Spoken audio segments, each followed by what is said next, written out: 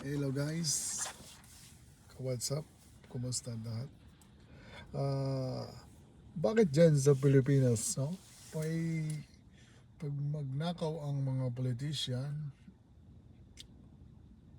hindi nakukulong. Milyon-milyon pa ang nakukulong, di ba? Milyon-milyon ang ninakaw, tapos hindi nakukulong. Pero pag dito sa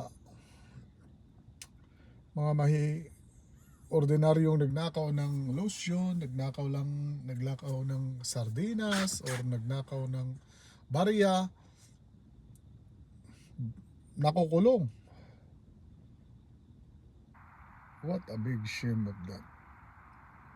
The law enforcer, or the kind of justice is that, right?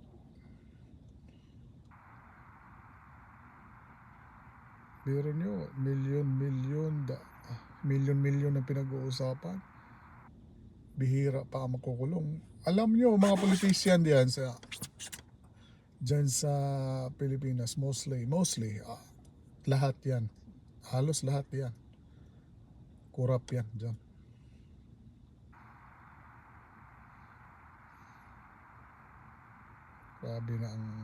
Grabe na ang ano dyan sa Pilipinas. Umano na ang, kaya tinanggal ni Trump ang ang mga aid dyan, yung alam naman yan, kinukurap lang din ng politician dyan. Kaya sabi ni Trump, gamitin namin sa bansa namin dahil marami ring unemployment, marami ding nangangailangan ng tulong sa kanilang bansa, meron ding nangangailangan. Bakit pa nila pagtulungan yung unahin niya yung ibang bansa nga kinukurap lang din yung mga aid nila. Saka barangay kapitan, barangay kagawad lang dyan sa atin, ang dami ng bodyguard, dami ng power.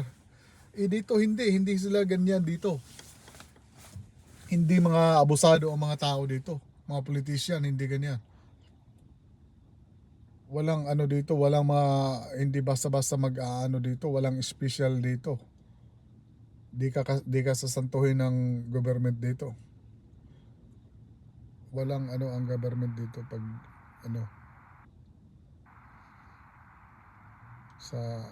dyan sa atin, mga barangay kapitan, para yung barangay kagawad nga, busing na, mga mga may power ng di ba?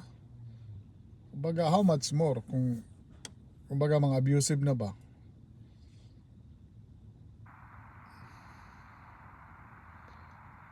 How much more kung yung mga higher nasa mga municipality.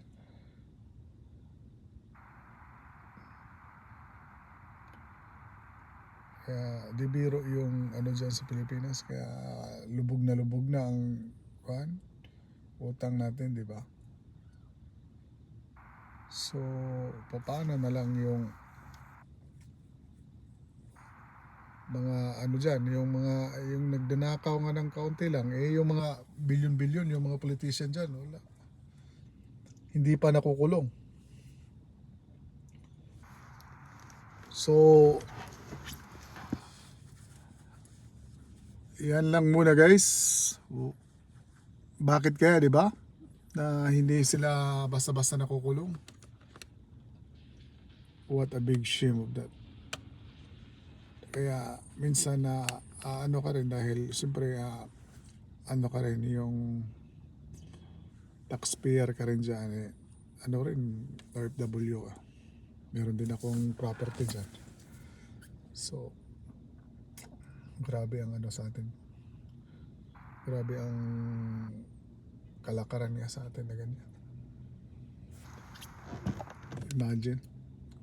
Alright, have a good day. Bye-bye.